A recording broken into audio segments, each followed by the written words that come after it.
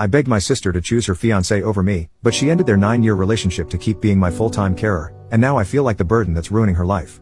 I'm a disabled 21-year-old male. I live with my older sister who's 27. I've been a paraplegic since I was a kid as a result of an accident. Our remaining parent, our dad, is pretty old and sick. He's in an old folks home, and my sister takes me to see him occasionally. My sister is pretty much my full-time carer. She has her own job which she works to support both of us, and when she's not on her job, she's usually taking care of me. She's had a very serious boyfriend for 9 years. They've been in a relationship since she was 18. It's always been a very serious relationship as far as I can tell. He's a really good guy and he's always been nice to me.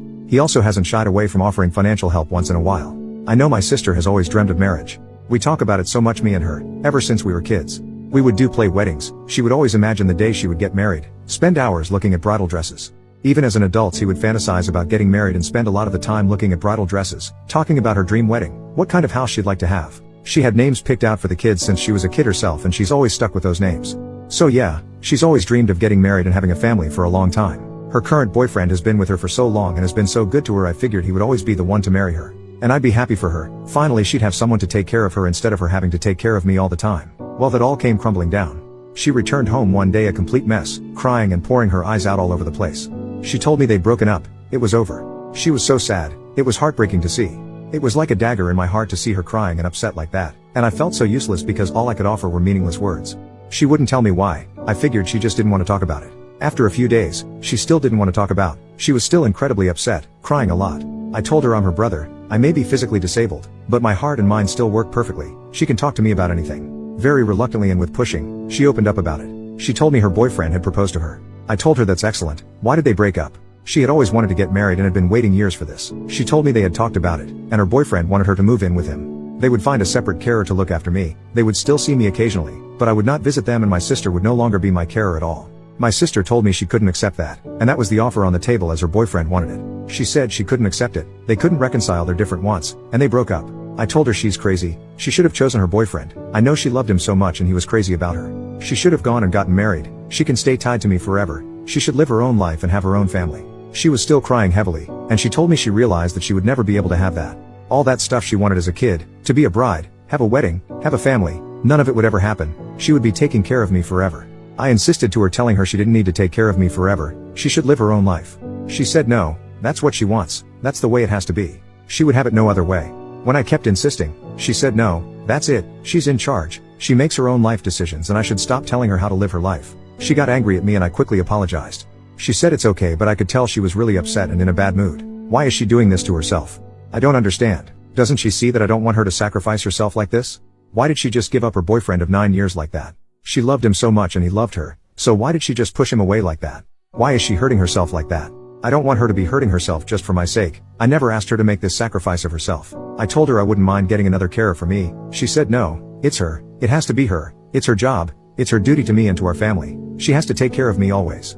She wouldn't have it any other way no matter how much I tried to reason. I hate myself so much right now. I've never hated being disabled more than right now in my life. I feel like a baby or something, like a useless animal. I feel like a ball and chain, like a burden tying her down to the ground and preventing her from living her own life. All I want her to do is to be happy and live her life and be happy and beautiful on her wedding day like she's always wanted, not stuck forever taking care of her disabled brother. I wish I could just die to free her of her burden. I'd be lying if I said I hadn't seriously considered just taking my life so she could finally be free and pursue her own life.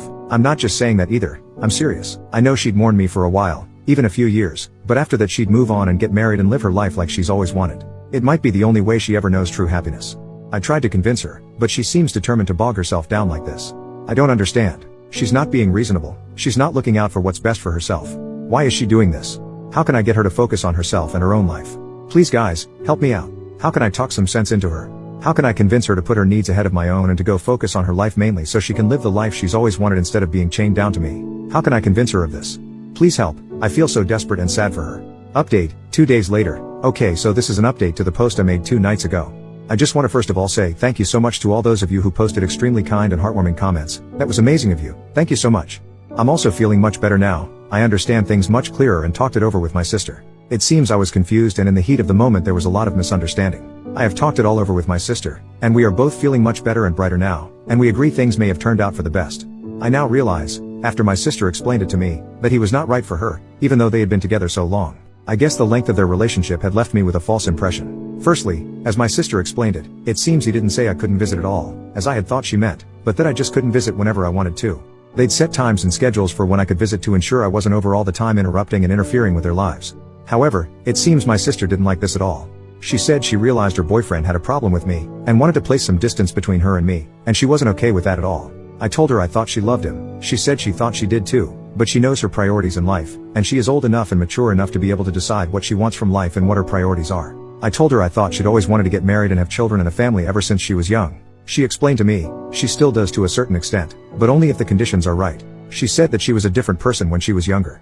Now that she's older, her ideals and priorities have changed. She said that if she does get married, it's basically like what one commenter described as a package deal. I'd have to be included in the family too, and I'd have to live them and be part of their family full time. She said if any potential husband couldn't accept that, then he could get stuffed, and she didn't want him.